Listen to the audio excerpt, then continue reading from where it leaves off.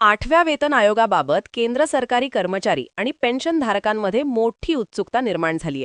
कारण सध्या लागू असलेला 7वा वेतन आयोग 31 डिसेंबर 2025 रोजी समाप्त होणार आहे. त्यामुळे पुढील वेतनवाढ, भत्ते, पेन्शन आणि एकूणच आर्थिक लाभ 8व्या वेतन आयोगातून कसे मिळणार याकडे सर्वांचं लक्ष लागले.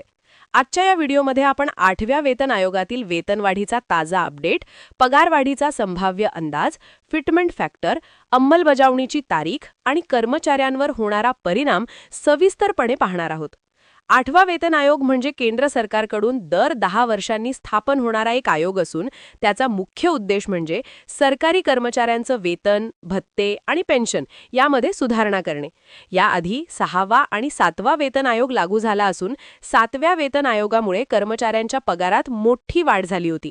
आता त्याच धर्तीवर 8व्या वेतन आयोगाकडूनही मोठ्या वेतनवाढीची अपेक्षा व्यक्त केली जाते. सध्याच्या घडीला 8व्या वेतन आयोगाबाबत केंद्र सरकारकडून अधिकृत घोषणा जरी झाली नसली तरी कर्मचारी संघटना, अर्थतज्ञ आणि विविध अहवालांमधून महत्त्वाचे संकेत मिळत आहेत. कर्मचारी संघटनांनी सरकारकडे सातत्याने मागणी केली आहे की महागाई, जीवनावश्यक वस्तूंच्या किमती आणि वाढता खर्च लक्षात घेता 8व्या वेतन आयोगात भरीव पगारवाढ दिली पाहिजे. याच पार्श्वभूमीवर फिटमेंट फॅक्टर वाढवण्याची जोरदार चर्चा सुरू आहे. फिटमेंट फॅक्टर हा वेतनवाढीतील सर्वात महत्त्वाचा घटक असतो. 7व्या वेतन आयोगामध्ये फिटमेंट फॅक्टर 2.57 इतका होता.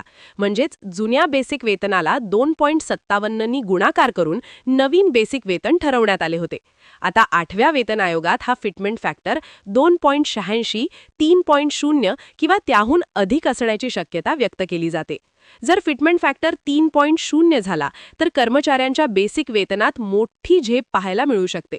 उदाहरणार्थ, सध्या एखाद्या कर्मचाऱ्याचं बेसिक वेतन 18,000 रुपये असेल आणि फिटमेंट फॅक्टर 3.0 लागू झाला तर त्याचे नवीन बेसिक वेतन थेट 54,000 रुपयांच्या आसपास जाऊ शकते. यावरूनच तुम्ही अंदाज लावू शकता की 8व्या वेतन आयोगामुळे पगारात किती मोठी वाढ होऊ शकते. यासोबतच HRA, TA, DA यांसारखे भत्तेही नव्या बेसिक वेतनानुसार वाढतील.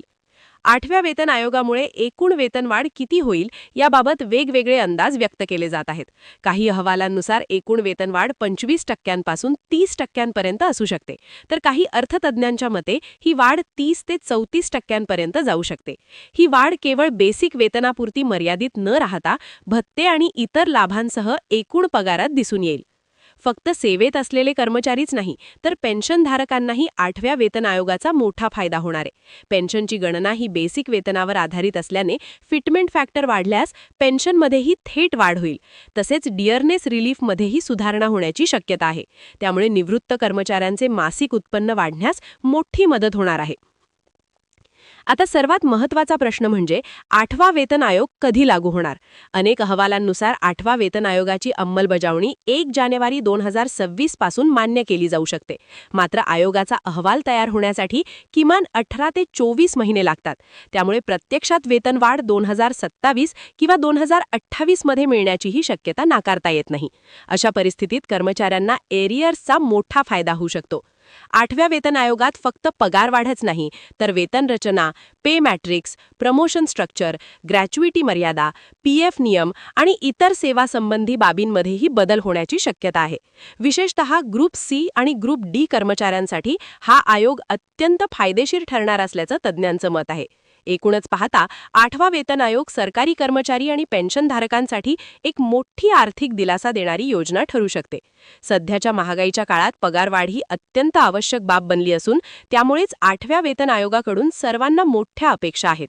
मात्र अंतिम निर्णय हा केंद्र सरकार आणि आयोगाच्या अहवालावर अवलंबून असणार आहे. मित्रांनो, 8व्या वेतन आयोगासंदर्भात येणाऱ्या प्रत्येक ताज्या अपडेटसाठी हा चॅनलला सबस्क्राईब करायला विसरू नका. तसेच तुमचे प्रश्न, शंका किंवा मत कमेंटमध्ये नक्की लिहा.